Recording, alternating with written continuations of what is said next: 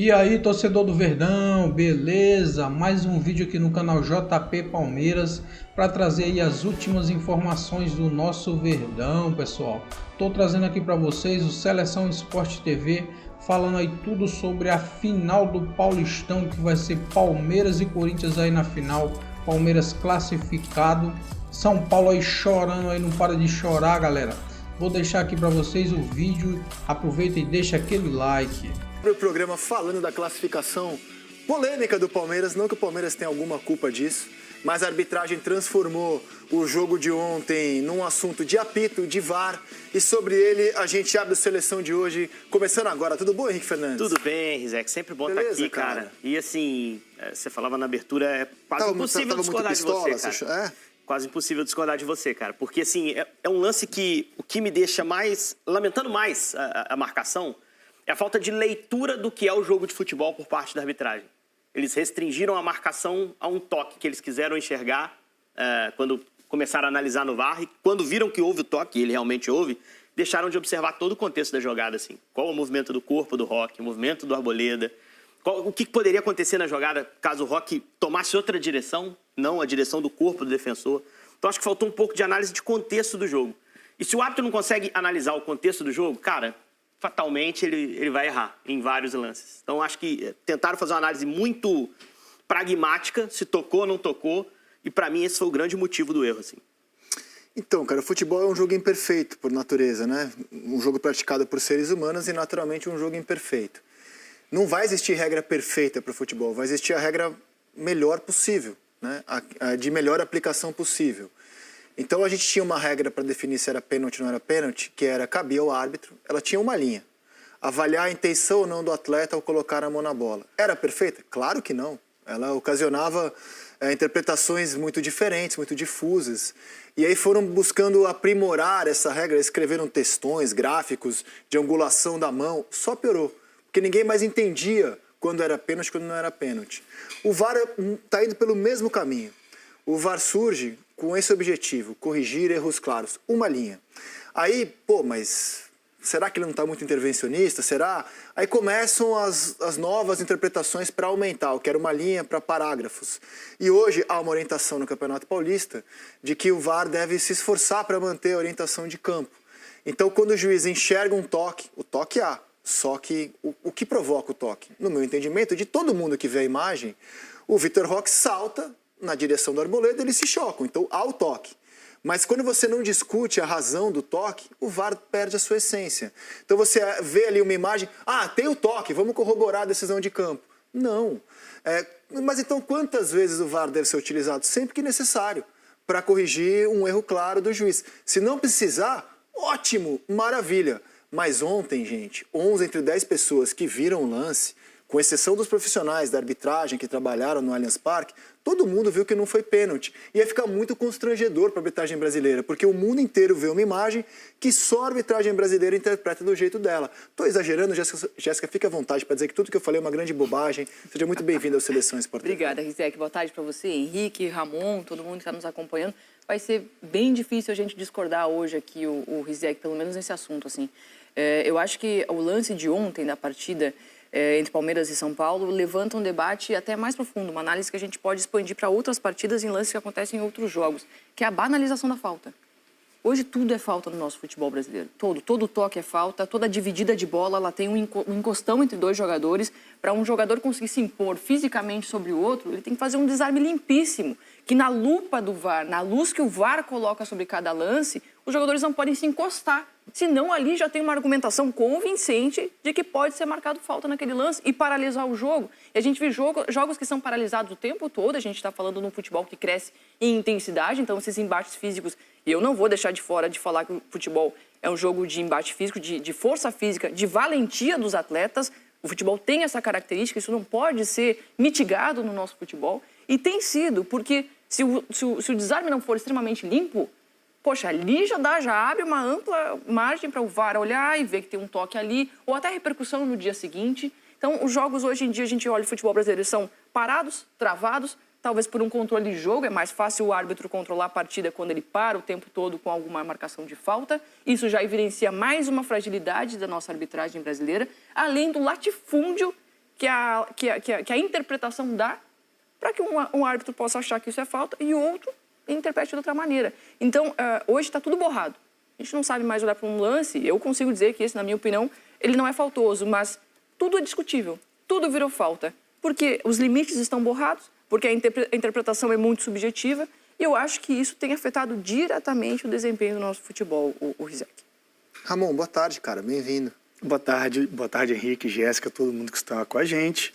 Cara, eu queria muito discordar de você, Rizek. Muito. Chega aqui, não, Rizek, você tá errado. Teve toque do Arboleda sim. Ele foi imprudente. O Rafael poderia ter chutado a bola. Coisa que ninguém falou até aqui. O Rafael teve uma parcela de culpa grande nesse pênalti também. Mas não dá. Não dá. É um lance que, assim, eu até achei que na hora que o Flávio para o jogo... Olha lá, a gente está vendo agora o lance, né? Até eu acho que esse choque do Vitor Roque vira até proposital, porque ele percebe que a bola escapa do pé dele. Fica muito longe para ele chegar. Ele percebe que o Arboleda vem um pouco sem freio também, um pouco desesperado. O Arboleda, ele firma o pé muito antes da passagem. Exatamente. Muito antes da posição que era do Arboleda. Ele força esse encontrão, né? Olha aí, e aí o Flávio... O Roque podia se desviar naturalmente daquilo ali. Gente, é um lance totalmente normal. É inacreditável. Cada vez que eu vejo, vai aumentando o meu desgosto com a marcação desse pênalti. E ele marca o pênalti antes do Estevão chutar, né? Nossa, sai o gol, hein? Sai o gol, exatamente. Não, se sai o gol seria anulado porque o Rafael Veiga estava em posição de impedimento. Mas esse foi um erro de procedimento da arbitragem. Você espera a jogada concluir. Se o gol... o Veiga toca, o Estevão poderia ter feito o gol. Se o gol fosse marcado, a arbitragem ia rever desde o começo e aí poderia optar pela marcação do pênalti, se o pessoal da cabine entendesse que pênalti foi, como é divulgado no áudio hoje pela Federação Paulista, porque o Veiga estava em posição de impedimento. Mas esse foi outro erro do árbitro. Ele apita antes do desfecho do lance. Se aquela bola entra do Estevão, imagina o desespero. Nossa! Enfim... E pegando um pouco do que a Jéssica falou agora sobre essa questão de contato. Eu acho que se aquela bola entra e o juiz não teria apitado o VAR, é possível até que a cabine falasse, cara, gol e impedimento, segue o lance. É possível, a gente está especulando. A gente está especulando, a gente não sabe, o si, né? Mas é isso, o futebol ele se tornou cada vez mais físico, de mais embate, justamente isso que a Jéssica falou. E o Flávio, durante o início do jogo, pelo menos na minha opinião, estava deixando o jogo correr, estava ficando legal. Estava um jogo bem disputado, a gente vai entrar nas questões táticas daqui a pouco, que foram muito interessantes de ambos os lados. O jogo estava legal, estava corrido, semifinal, clássico, como tem que ser, né? Totalmente diferente do jogo da primeira fase, que foi amarrado, truncado, feio, enfim. Mas aí veio esse lance que, para mim, assim... Foi decepcionante a atitude que teve o Flávio. E aí a torcida do São Paulo, o Casares, o Zubeldia tem total razão de reclamar, né? Porque foi 1-0, eliminação por causa do pênalti. Após o apito final, acabou sendo um lance decisivo, né? Exatamente. A gente não sabe se o jogo seria diferente, se vai para o intervalo 0-0, os dois mudariam a postura. Exatamente. Mas no fim, quando você para e observa tudo que foi a partida, o equilíbrio que teve, em alguns momentos, até acho que o Palmeiras foi um pouco melhor, foi o gol que definiu. E isso aí é o que vai entrar. E definiu e muda a cara do jogo. Claro. Porque quando você sai na frente, ainda no primeiro tempo, com 1-0, o jogo fica totalmente condicionado. Pressiona São Paulo dentro do jogo, né? Exato. Mas olha, eu acho importante a gente rodar, a Federação Paulista divulgou hoje o áudio, e é sempre muito importante a gente ter acesso a ele, né? Tudo em nome da transparência. O áudio entre a cabine do VAR e a arbitragem de campo, para corroborar a decisão tomada ontem no Allianz Parque. Dá uma olhada. O minuto final é seu, Herman, comigo, tá bom? Ok. Até os 40, depois eu passo.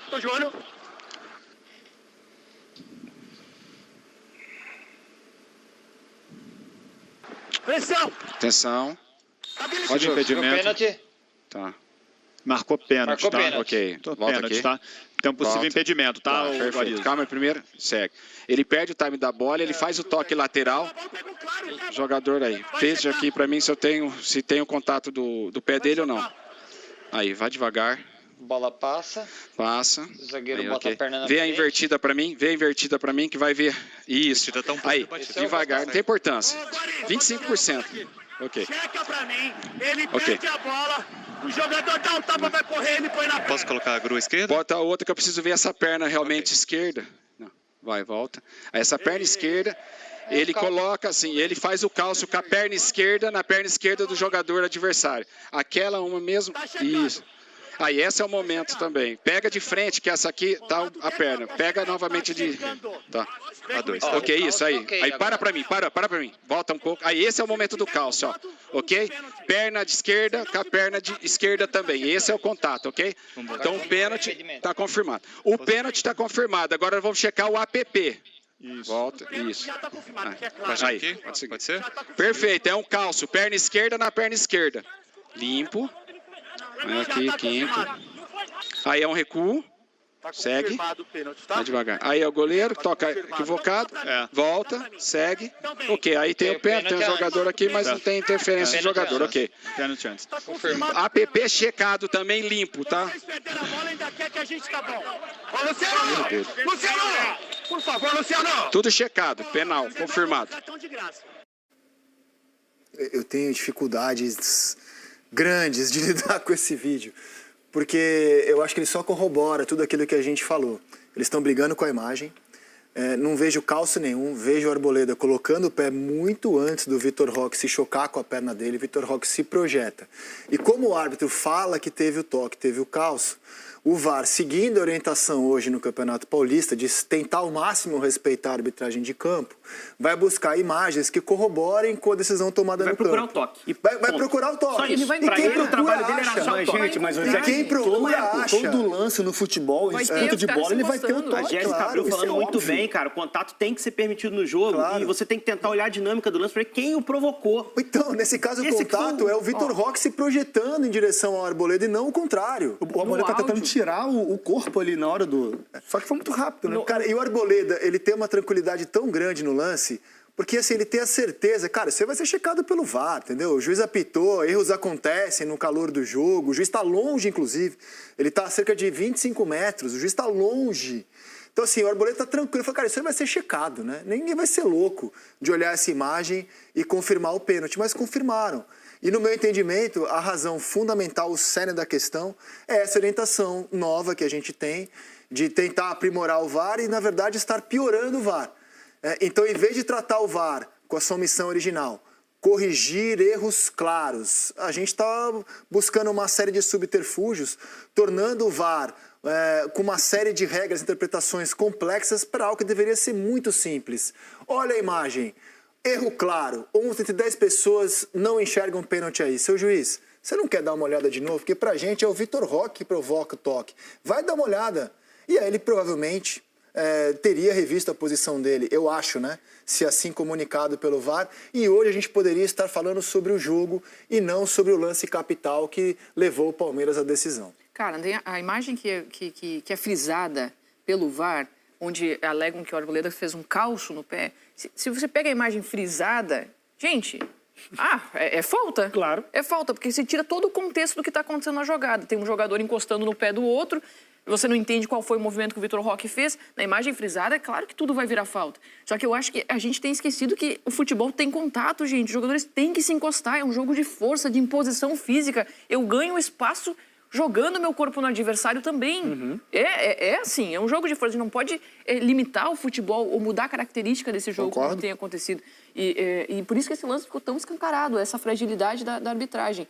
O Vitor Roque, inclusive, valoriza o lance, e eu acho que os atacantes fazem isso porque eles já sabem que tem uma chance de pênalti ali. Que a chance é muito Talvez grande. O cara marca. E ele já cai olhando pro ladinho, assim, onde está o árbitro. Se eu procurar o contato, vai ter uma imagem que vai frisar que eu vou estar encostando em você. Então, poxa, eu vou buscar esse contato. Ontem o PC fez uma análise técnica do posicionamento do árbitro e ele disse que o árbitro... Foi muito interessante esse comentário do PC ontem no Troca. Que o árbitro tem que estudar tecnicamente os times de jogos os quais ele vai apitar. Então, se você estudar taticamente, tecnicamente o Palmeiras, você vai notar que o Palmeiras pressiona muito o adversário na saída de bola. Então, o árbitro tem que se preparar para estar bem posicionado na saída de bola da equipe. O PC opinou que o Flávio estava muito longe, estava a cerca de 25 metros, né? É o que foi calculado. E, embora com a distância limpa, ele estava bem distante. É difícil você ver a dinâmica. E acho que no calor do jogo, realmente, assim, é possível o juiz se confundir. E para isso existe o VAR. Sim. Exatamente para isso existe o VAR. E aí, esse melhor posicionamento, quando você vai apitar um jogo de um time que faz a pressão, às vezes não é para você achar um pênalti, porque Pro pênalti tem que haver a roubada, sequência de jogada e o erro do zagueiro, do goleiro para cometer. Mas para tentar achar uma falta de ataque, porque se o time está numa ação de pressão, a chance de cometer uma falta de ataque no zagueiro é real. Claro. E se ele roubar, ele vai estar com a chance clara de gol que vai ter que ser observada numa jogada. Então, assim, o posicionamento dele acaba sendo determinante para a primeira marcação. E eu ouso dizer que se ele não marca nada, o VAR ia seguir o jogo, cara. Ele ia entender a interpretação, claro. Ele não ia dizer... O VAR ia fazer uma análise totalmente diferente da que a gente viu fazer. Tá claro que o VAR tá buscando imagens para confirmar a visão do campo. E que é um equívoco total, não é para isso que o VAR existe, cara. Exatamente. Aí é que eu acho que foi o grande problema. Ele quis encontrar o toque que justificasse aquilo que foi falado pelo Flávio no campo. Vamos fazer exercício de se colocar no lugar do árbitro, da arbitragem. E aí eu acho que a gente vai chegar à conclusão que falta o amparo para a arbitragem também. Porque esse lance, se ele passasse batido, às vezes você pega, vai ter no outro dia a repercussão do lance frisado, o toque em um jogador encostando no outro. Em vários outros jogos isso aí é marcado pênalti também. Então, cai a cobrança em cima da arbitragem. Eu acho que o árbitro ele também se sente muito pressionado, especialmente do VAR. Às vezes, poxa, se a gente está conseguindo encontrar uma imagem onde tem um toque, é melhor a gente dar o pênalti do que depois usarem essa imagem contra nós. Porque é uma categoria que me parece desamparada. A gente não vê uma comissão de arbitragem que determina critérios para que esses árbitros possam seguir. Porque eu não consigo entender de outra maneira uma arbitragem que é tão diferente de um estado para o outro, de uma pessoa para outra. Mas os estaduais, cada federação tem a sua forma a sua prerrogativa de orientar a arbitragem. E eu acho justamente que nesse caso o problema é a orientação da federação. É a orientação da federação, no meu entendimento. É claro que eles tentaram fazer isso visando um aprimoramento, como as regras vão mudando, visando sempre a melhorar. Só que, no meu entendimento, a gente tem piorado, inclusive a compreensão das pessoas sobre um jogo universal, que ele é assistido na Mongólia, no Brasil e no Canadá. Ao mesmo tempo, as pessoas entendem o que está acontecendo justamente porque, historicamente, o futebol primou pela simplicidade das regras. E a gente está complicando muito coisas que deveriam ser básicas, simples. E isso tem levado a uma falta de entendimento, muitas vezes, está assistindo ao jogo. Mas peraí, isso é pênalti? Não mudou, teve uma orientação nova em março, mas só vale a partir de abril. A gente está complicando coisas que deveriam ser simples. E aí a gente olha as distorções que diferentes estaduais provocam. Cara, no fim de semana, o VAR chamou para um peteleco aplicado no Rodrigo Nestor do Bahia, semifinal do Campeonato Baiano. Aí você olha que para isso o VAR chama um peteleco. Isso foi surreal. É surreal. O VAR enxergou uma agressão aí. Peteleco, né? Beleza. A Jacuipense tinha um pênalti para cobrar, estava 2-0 o Bahia, o Matheus Firmino deu um peteleco no Rodrigo Nestor, o Nestor desabou no chão, sabendo que tem VAR, falou, o VAR vai olhar e quem sabe eu consigo aqui ganhar uma expulsão. E o VAR caiu na do Rodrigo Nestor. Mas é assim. Caiu. Aí o VAR chama para esse, o cidadão foi, olhou na tela e falou, realmente, isso é uma agressão. Foi lá e expulsou o Matheus Firmino. Então, assim, para isso o VAR entrou. E no jogo de ontem o VAR entrou para corroborar a decisão de campo. É uma completa loucura isso. Loucura. E é um incentivo à infantilização do futebol. Gente, isso aí o que o Nestor fez é uma atitude de criança. Criança faz isso. Gente, a gente está falando de um jogo que é praticado por seres humanos adultos, por homens. Como é que ele não sente vergonha? Ou ele e qualquer outro jogador que supervaloriza um lance. Você tomou um peteleco e você se atira no chão. E se contorce no chão. E o juiz perdeu a chance de fazer história. Quero mandar o VAR às favas, vocês estão de sacanagem comigo, né? Exatamente. Eu vou dar cartão amarelo pro Rodrigo Nestor por simulação, porque você não pode chamar o VAR para cartão amarelo. Simulação não é motivo de VAR.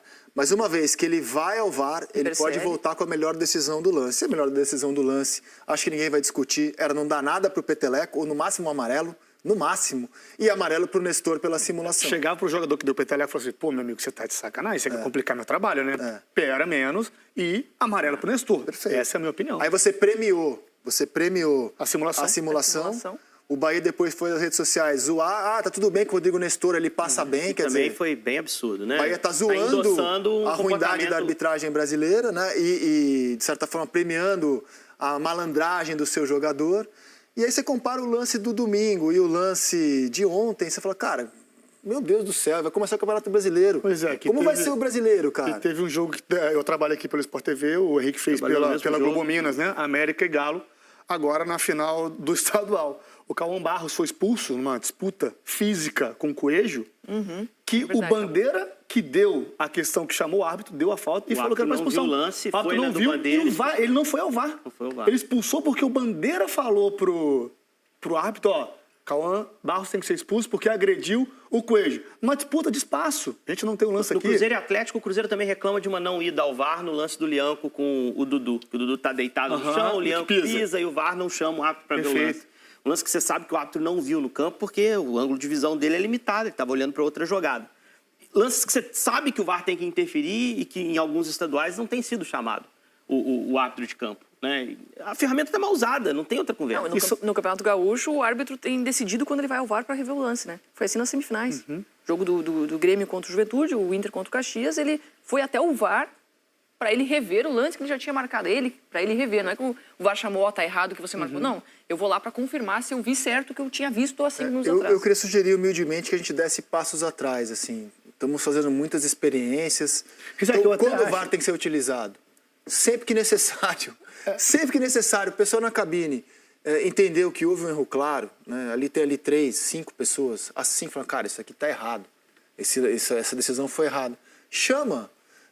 O ideal é que não precisa chamar nunca. Mas, em vez da gente ficar procurando critérios muito elaborados, é muito simples. Quando o VAR deve ser utilizado? Sempre que necessário.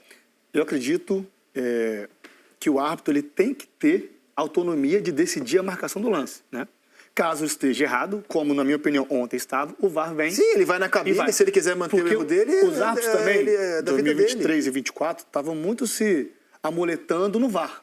Deixava muito correr também, tirava a sua responsabilidade e jogava pro VAR. Eu acho que o árbitro tem que ter autonomia, sim, tem que apitar da maneira que ele acha. Mas, igual ontem, não pode acontecer, né?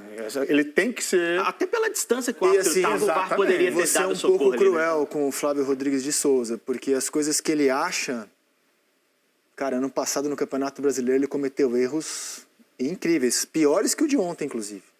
Ele é o árbitro que foi afastado, depois de Vasco 2, Grêmio 1, pela primeira rodada do Brasileiro de 24. O Grêmio reclamou de um pênalti não marcado no final do primeiro tempo. Após a bola claramente tocar no braço do Lucas Piton dentro da área, ele foi chamado para revisar a jogada no VAR e decidiu não marcar a penalidade, por considerar o toque acidental. Na época ele foi afastado por tempo indeterminado, num lance que todo mundo considerou grosseiro, né? Ele foi afastado no mesmo campeonato, na 31ª rodada, em Vitória 2, Fluminense 1. Ele marcou 2 pênaltis para o Vitória na partida, foi corrigido pelo VAR em apenas uma oportunidade. Na segunda, aos 44 da etapa final, não foi ao monitor para rever a falta do Lima, que derrubou o Mateuzinho. Ficou 4 rodadas afastado pela CBF. E o Rodrigo Guarizo, árbitro de vídeo de Palmeiras e São Paulo, também era o VAR nesse jogo, né? Então, assim, o árbitro de ontem cometeu erros no ano passado que o levou a 2 afastamentos no Campeonato Brasileiro. A gente está falando de um juiz que, infelizmente, tem um histórico, infelizmente, cara, de decisões ruins. Infelizmente. Assim, eu tive em campo ali, né? Então, a gente erra, né? A gente vai errar, os árbitros vão errar. Só que eu acho que tem que ter alguma coisa, como posso dizer assim, uma reciclagem de uma maneira melhor. Tem que ser, não sei como é que é feita a reciclagem da Eu só vejo uma saída, Ramon. Você era profissional quando jogava. A imprensa que vai trabalhar no jogo é profissional. Jogadores, técnicos, dirigentes, hoje são profissionais. A única pessoa amadora num jogo de futebol é o árbitro. Perfeito. Então, assim, eu só vejo uma saída. Eu mostrei aqui erros que, no meu entendimento, são grosseiros do Flávio, o árbitro do jogo de ontem. Eu não acho que ele é um bom árbitro. Mas, assim, ficar trocando, a gente vai trocar 30 árbitros por ano aqui no Brasil. Então, eu só vejo um caminho. Se o árbitro é profissional, no dia seguinte ele não precisa estar despachando no escritório, no consultório, na loja da qual ele é dono. Ele pode ser chamado por um CT da CBF, das federações, e trabalhar no campo, diariamente, e olhar os lances. Treinar, como como o jogador faz todo dia. É isso? Quando você não é profissional, para você treinar, primeiro é que você já não tem uma relação empregatícia com as federações. Então você tem que treinar à distância, sozinho, seguindo protocolos que são enviados, porque se você trabalha mais de 3 vezes por semana, já configura vínculo empregatício. Se o árbitro se lesiona, ele não tem o devido suporte. Perfeito. Então não querem que o árbitro, inclusive, frequente muito, porque 3 vezes por semana configura vínculo empregatício, ele não pode ser empregado de federação.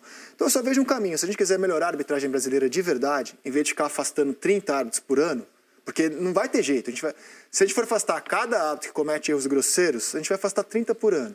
Só vejo um caminho, cara, que é aprimorá-los com treino, com palestras, com seminários. E aí só tem um jeito possível de ser feito, que é profissionalizar a arbitragem. Mas onde existe isso? Na Inglaterra. Na Inglaterra a arbitragem é profissional. E assim, urge que o Brasil estude uma solução para melhorar a nossa arbitragem. E eu não enxergo outra que não passe pela profissionalização.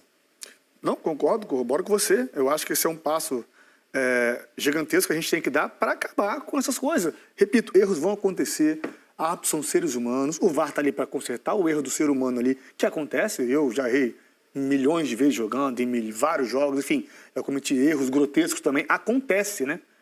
Com quem está fazendo, quem está jogando, participando do jogo. Como você falou, o jogo de futebol ele é imperfeito. E o árbitro precisa se profissionalizar justamente para ter uma segurança, para ter uma questão dele se lesionar, e ele conseguir ter os direitos dele para poder se recuperar e voltar a trabalhar. Eu acho que você está certíssimo, Rizek.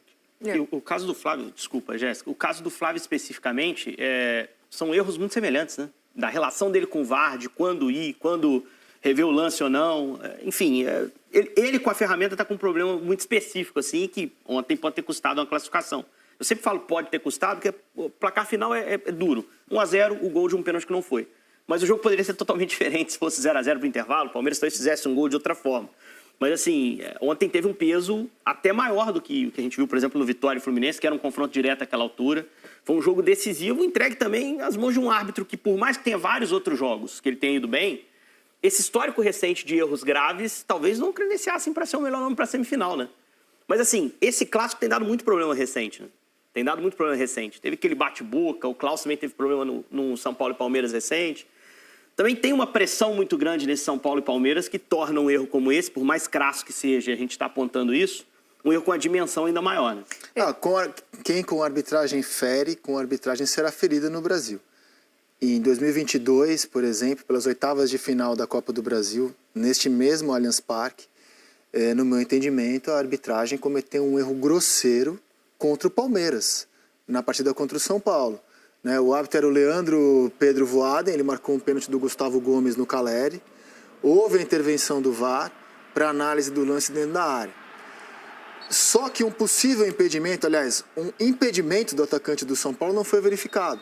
Na época, a CBF indicou, inclusive, que o VAR errou em não traçar as linhas de impedimento. A CBF admitiu que houve um erro grosseiro. E acho que a marcação inicial de campo foi um toque de mão do Caleri. Grosseiro. Que não houve, né? O VAR marca a mão. Não houve a mão do Caleri, houve impedimento que não foi observado e o que foi marcado no final foi o pênalti. E pra mim nem pênalti tá? Pra mim nem pênalti exatamente eu consigo chegar com clareza nisso aí, eu. Mas assim, o VAR não fez nem o básico, que era checar o impedimento do jogador, né? O VAR chamou só para analisar se houve falta ou não. Eu acho que não houve falta. Assim, o Caleri tá à frente, ele tem um braço no ombro esquerdo e direito do Gustavo Gomes. Mas o Caleri continua, mas é uma disputa normal pelo espaço, né?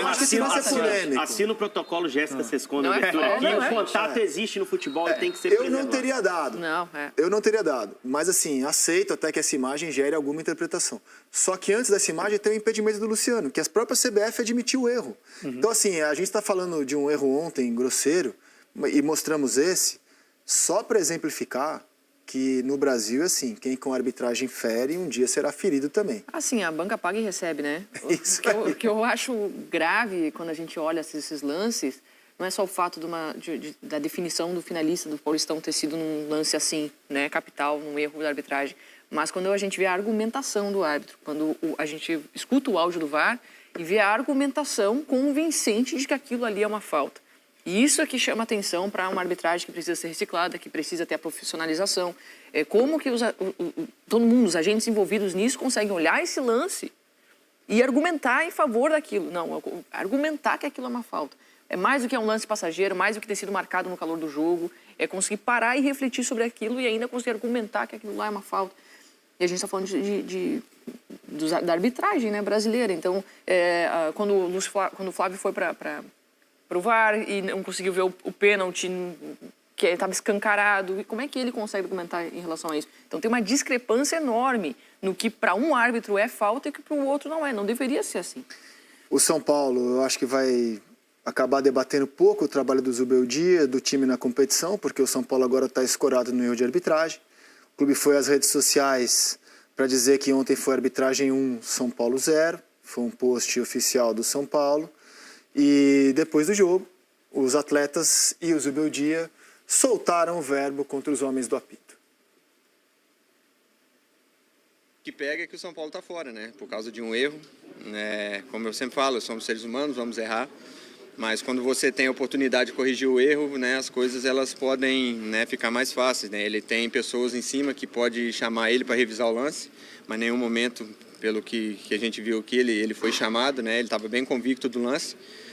E acaba que tira o nosso objetivo, que é chegar na final do Campeonato Paulista, né? Eu acho que tem erros e erros. O erro de hoje foi clamoroso. Se você ouvir todas as transmissões, os comentaristas, ex-árbitros, foi clamoroso. Nós estamos aqui com tranquilidade, até porque fizemos um bom jogo, enfrentamos. É claro que isso depõe contra um campeonato que nós sempre valorizamos.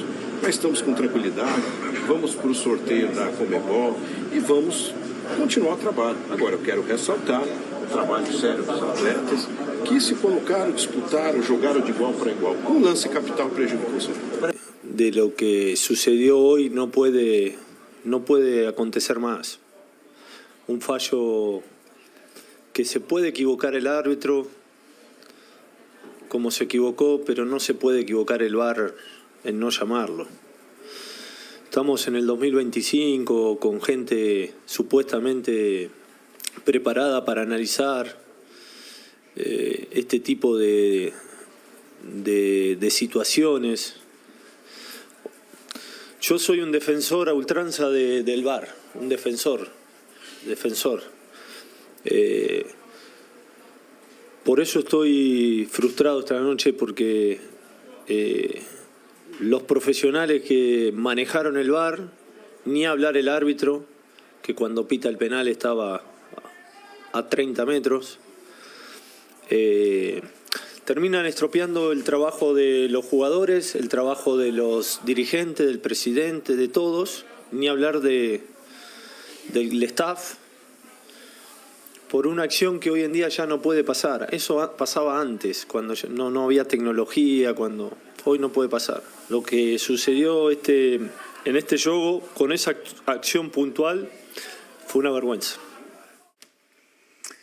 Muito bem. Demos as opiniões do São Paulo e acho que a gente precisa falar do jogo também, além da arbitragem, né? Sei que é difícil, mas vamos ao jogo, aos melhores momentos de Palmeiras e São Paulo. Henrique opinou que o Palmeiras foi superior na partida. Mas por muito pouco, assim. Eu achei que o São Paulo teve um início de jogo muito bom, a iniciar pela escalação. A escalação surpreendeu com o Oscar de segundo homem de meio, a gente já esperava 3 zagueiros. E aí muita gente imaginava que era para manter o Luciano no time, né? Outros imaginavam que era para tentar sustentar os 3 zagueiros e ter o Oscar no time junto com o Luciano. Para mim, acho que teve uma ideia realmente do Zubeldia de aproveitar o Oscar numa zona menos congestionada de campo, né? E isso, no início do jogo, deu certa vantagem ao São Paulo, pelo menos territorial. O Abel corrige, fazendo com que o Veiga estivesse mais perto do Oscar, e aí o Palmeiras vai assumindo o controle, chegando principalmente em finalizações de média e longa distância, né? O Rafael trabalha mais, claramente mais, que o Everton ao longo do jogo. Mas assim, é uma partida que fica o tempo todo equilibrada, assim, você fica esperando aquele lance que pode causar algum tipo de desequilíbrio. Ele vem nesse lance, que é o lance polêmico do jogo, em que o Ramon já tocou no ponto, né, Ramon? Há um erro do Rafael. Sim. Ele é que propicia toda a jogada, que depois é resolvido de forma polêmica, mas ali há um erro que foi induzido por uma pressão bem feita do Palmeiras. E o Abel exaltou essa pressão, que ele disse que no início do jogo não estava tão correta, e ao longo do jogo isso foi melhorando, com a participação do Vitor Roque, inclusive, como um dos jogadores dessa linha de frente. E aí o jogo se torna um jogo muito mais pressionado para o São Paulo, né? Você está perdendo por 1-0 sendo eliminado. Mas eu achei que faltou um pouquinho de força, de peso para o São Paulo, de primeiro prender essa bola um pouco mais na frente. Com as mexidas, acho que o time se desorganizou um pouco no segundo tempo. E só no final do jogo a pressão vem, até porque o Abel prepara o time para recebê-la, né? Troca um volante, troca os 2 volantes, na verdade, mas bota o Gomes na reposição do Martínez. E aí se prepara para bolas alçadas na área, porque o São Paulo nessa altura tinha o Caleri e tinha o André Silva. Essa bola, para mim, é a melhor jogada do Roque no jogo. Ele serve o Facundo Torres, e o Facundo, se dá a cavada ali, faria o segundo gol, e a gente não estaria falando de tanta polêmica assim. Mas acho que no final a gente viu o São Paulo até um pouco mais exposto e o Palmeiras conseguindo chegar, mas o São Paulo que não teve tanto punch, tanta força para criar as oportunidades que precisava para buscar um empate. Olha, falando ainda do gol, eu acho que foi uma sucessão de erros. O passe do Oscar foi ruim, e aí o domínio do Arboleda foi ruim. e ele dá um passo pro Ferrarese. O Ferrarese, ok, né? A pressão do Palmeiras é muito bem feita ali, muito veloz, tal, correr para frente é muito mais fácil. Mas eu acho que eu acredito que ele tinha tempo de dominar essa bola, mais que ele domina errado essa bola, de tentar buscar esse corredor e tirar essa bola no corredor, né? Mas enfim, e aí a bola bate no Rafael, acaba acontecendo o pênalti. Mas assim, falando do São Paulo... Eu tenho a impressão que o Rafael não percebeu o movimento do Arboleda, né? Pra abrir a linha de passe mais perto da linha de fundo. Ele tá focado muito na bola ali também. Ele olhou pra bola e não viu ali, com a visão periférica que fosse, que o Arboleda tinha afundado um pouquinho pra receber esse passe mais seguro. E aí ele bota uma bola que fica até mais pro Roque ali, né? Mas assim, isso aí é a bola pra espirrar, né? Quebra pra frente. Logo quando no lance que abre mesmo, assim... O Arboleda, ele escorrega na tentativa de manter o equilíbrio pra abrir um compasso ali e tentar evitar que chegue no Roque. Eu acho que o Arboleda não erra na jogada, tá? Pra mim, tá na conta do Rafael. Se eu tô dando as notas, não consigo tirar ponto do Arboleda pelo... É porque ele está envolvido diretamente no lance do pênalti, então fica focado muito nele, né? Mas eu acho que o erro ali é do goleiro de São Paulo. Sim, ele poderia ter afastado aquela bola ali, né? Então, começa com isso, com já o passe mascado do Oscar, domínio errado do Arboleda, o passe já ruim pro Ferrarese, o Ferrarese não consegue tirar essa bola, devolve essa bola pro Rafael, né? E aí acontece o pênalti. Mas assim, em relação à escalação, eu achei o Zubeldia muito corajoso de colocar o Oscar como segundo volante. Até olhando a escalação, tentando imaginar o que seria desse jogo de São Paulo.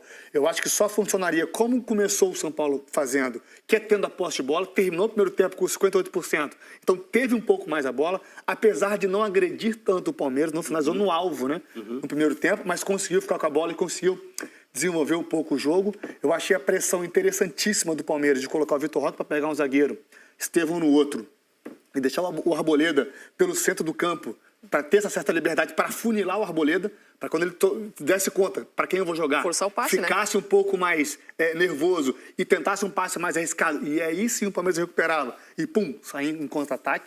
Eu achei um duelo tático interessantíssimo. Ontem achei um excelente jogo. Foi um jogo de alto nível, assim, de alto nível. Valorizar muito a marcação do Palmeiras. O que o Palmeiras tem crescido. Né?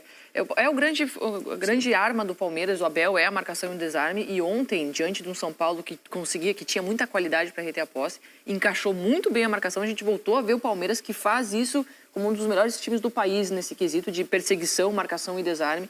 E acho que foi ali que o Palmeiras conseguiu equilibrar a partida. E nada como um dia depois do outro no futebol, especialmente quando você é o Palmeiras do Abel. Quando o Palmeiras estava em terceiro no grupo, ai meu Deus, ai que loucura, Palmeiras, e era a quinta melhor campanha do estadual, né? Não vai chegar nas quartas de final, não vai avançar, não tem centroavante, não contrata. Passaram-se 10 dias, chegou o Vitor Roque, já estreou, Palmeiras despachou o São Paulo, porque tinha a melhor campanha, mesmo sendo o segundo do seu grupo. Pôde jogar em casa. Pôde jogar em casa contra o São Paulo e vai decidir agora contra o Corinthians, para mim, na condição de favorito. Tentando um tetracampeonato, mesmo com o segundo jogo sendo em Itaquera, para mim o Palmeiras mais time, mais pronto, com uma mentalidade vitoriosa, vejo o Palmeiras como favorito. Até pelo trabalho do Abel, assim, confesso que o Ramon Dias nesse início de ano tem me surpreendido negativamente em relação à manutenção de nível de desempenho do Corinthians, mas o Corinthians tem um elenco interessante, né? Vai jogar em casa, isso pesa muito. Tem uma torcida que joga junto, assim como a do Palmeiras. Que favoritismo, assim, nessa final tá difícil. O que pode pesar é o jogo de quarta-feira. Eu ia falar isso. Do Corinthians. Vou falar uma coisa louca aqui. Se o Corinthians virar amanhã... Eu acho o Palmeiras favorito. Agora, assim, não é que o Palmeiras... O Corinthians não tem chance. Não tem, claro. Eu acho o Palmeiras um time melhor, mais bem treinado, com mais elenco, mais justo, com uma mentalidade vencedora, tá buscando o tetra. Eu vejo o Palmeiras como favorito dessa decisão. Antes do Henrique falar, eu até acho, até ontem eu estava aqui tá na área, eu até não sei se vocês concordam. Na minha opinião, de toda a era Abel, eu acho que esse é o elenco mais qualificado que ele tem nas mãos, assim, de peças de reposições, né? Mas não tá jogando no melhor nível ainda. Mas não tá jogando muito igual ontem. Eu concordo. São Paulo tinha também um time muito bom. Muito bom, mas São Paulo tinha um desfalque importante para funcionar esse Oscar de segundo homem, né? O Zubeldia até cita que ele também recuou um pouco o Oscar, porque ele falou, se eu colocar esse cara para receber de costas nesse campo, ele vai ter muita dificuldade, que é um campo que dificulta domínio, que você tem um adversário que pressiona muito. Então ele queria o Oscar vendo o jogo de frente. Eu acho que faltou ao lado dele um volante mais físico. E o São Paulo não tinha esse cara ontem. Não tinha o Luiz Gustavo machucado e o Pablo Maia machucado. Um dos dois, eu acho que já ia dar uma equilibrada. Um cara mais para competir ali. Não é assim, o Bobadilha e o Marcos Antônio não são esse cara, cara. Eles são jogadores que carregam um pouco mais a bola, mais terceiro homem. E o Oscar de frente pro campo, né? Eu acho que se bota o Oscar com um outro cara mais físico, para te dar um pouco mais de suporte. O Palmeiras não ia finalizar tanto na entrada da área. Eu acho que foi uma grande arma para o Palmeiras no primeiro tempo. Teve uma bola do Vanderlan, pagou, que o Rafael dá o tapa. Teve uma ou duas do Estevão também. A do Richard Rios no início, de longe. Equilibrar um pouco mais o time. Do Richard Rios, de longe, logo no cantinho. Então acho que ia equilibrar um pouco mais o time, ia dar mais força ao meio campo de São Paulo. Mas, ó, veja bem, eu acho que eu falei há pouco, né, daquela espuma que foi feita quando o Palmeiras era terceiro e teve chance de ser eliminado até com uma rodada de antecedência se não tivesse vencido o Botafogo em casa. Estadual, cada vez mais, para mim, é torneio de pré-temporada. Ele tem que ser avaliado como um torneio de pré-temporada e não como um fim em si mesmo. Então, assim, as ideias estão evoluindo, os testes estão dando certo. É assim que eu vejo o estadual. Está cheio de time que foi campeão estadual e foi rebaixado no mesmo ano. O Internacional, o Vasco, tantos e tantos outros. Como tem outros que vão mal no estadual e brilham na temporada, como o Botafogo ano passado. Que nem na semifinal chegou, disputou a Taça Rio e foi o grande time do futebol brasileiro. Então tem que olhar para o estadual com essa visão. O Palmeiras jogou poucas partidas com a sua força máxima. O Abel rodou muito o elenco. Assim, de memória, eu vou errar alguns, tá? Mas jogou contra o Inter de Limeira, jogou super bem. Jogou contra o Corinthians, jogou melhor do que o Corinthians. Jogou os 2 jogos contra o São Paulo, empatou 0-0, ganhou de 1-0. Nos 2 ele foi superior ao São Paulo. Nos 2 ele foi superior ao São Paulo. Jogou contra o Santos, com o time titular também. Jogou contra o Botafogo, ganhou, mas não foi uma grande exibição. Na média, as atuações do time titular do Palmeiras... Contra o Guarani também jogou o time titular, foi muito bem. São Bernardo também as quartas. Né? E o São Bernardo nas quartas jogou muito bem. Então, na média, as atuações do time titular do Palmeiras, quando ele teve força máxima, foram boas. Superiores, no meu entendimento, à média de atuação do Corinthians. Ainda que o Corinthians tenha tido a melhor campanha. É a melhor campanha do Paulista. Mas o Corinthians demonstra muitos problemas defensivos no estadual. Muitos problemas defensivos. Então, eu acho que a gente se engana muito com o estadual e eu prefiro focar nos jogos do Palmeiras com força máxima, que para mim passaram a impressão de um time, de novo, muito forte, cara. Muito forte. Eu acho que é muito na pessoa do Abel, né? O Abel ele tem uma capacidade de fazer esse time, mesmo sem ter um futebol vistoso, ou mesmo com algumas dificuldades, com algum jogador que está abaixo tecnicamente, se abraçar de uma maneira que cria uma força coletiva, que quando precisa de um resultado, o time vai lá e busca. Então, analisando o jogo de ontem, inclusive, assim, é um Palmeiras que ele rouba a bola e ele chega até a meta para finalizar com muita velocidade.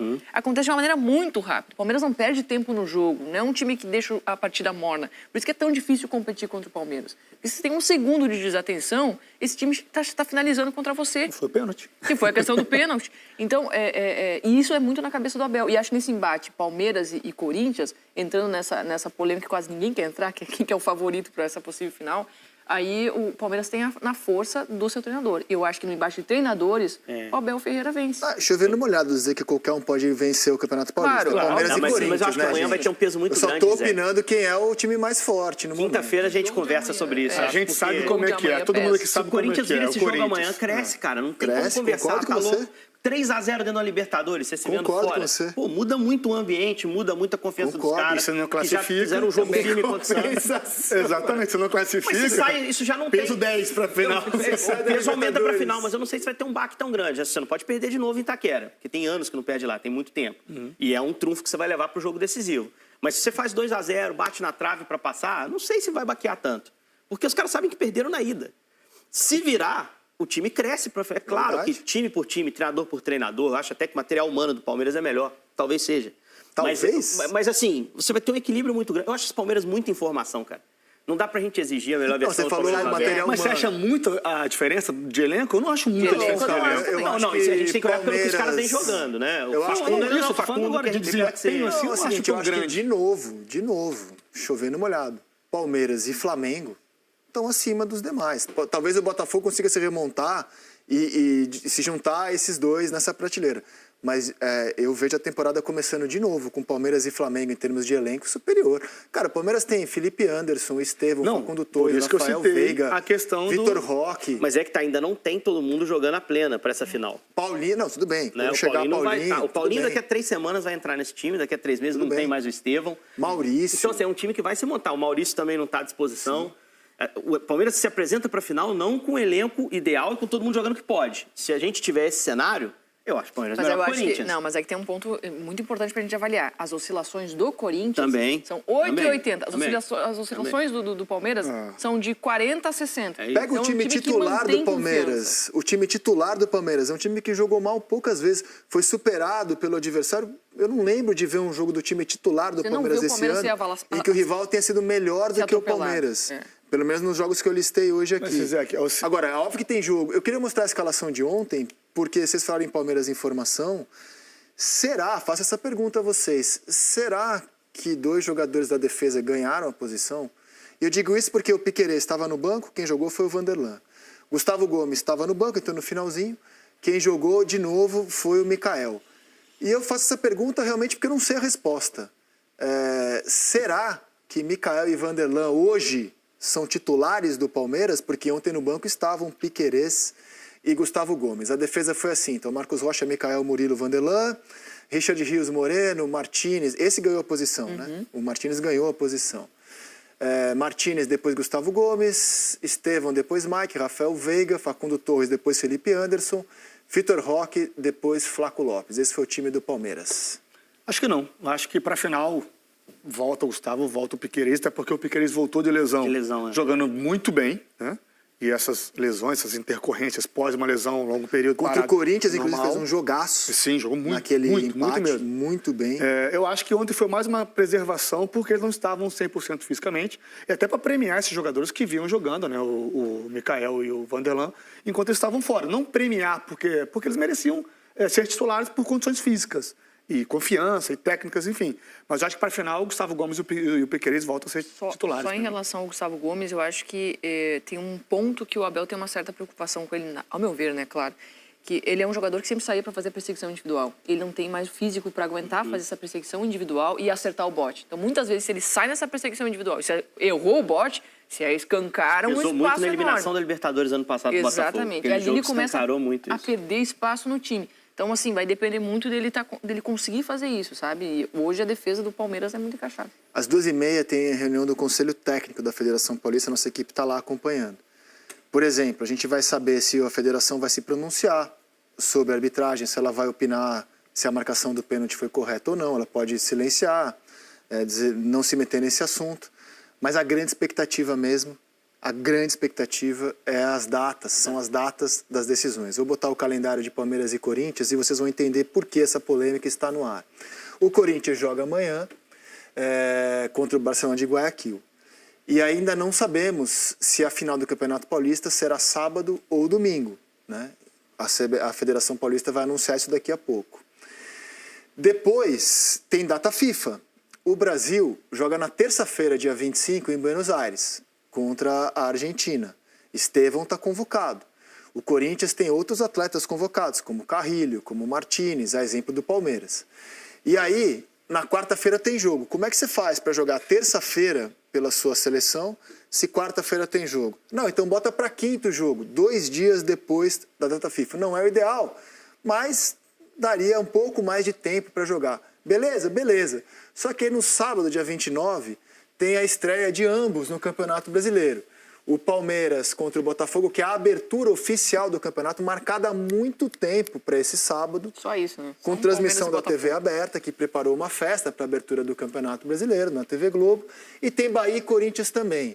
Então, como é que você faz? Você vai priorizar o Campeonato Paulista? Digamos que os clubes falem, eu prefiro jogar dia 27 mesmo, e dane-se, eu vou com reservas no Brasileiro.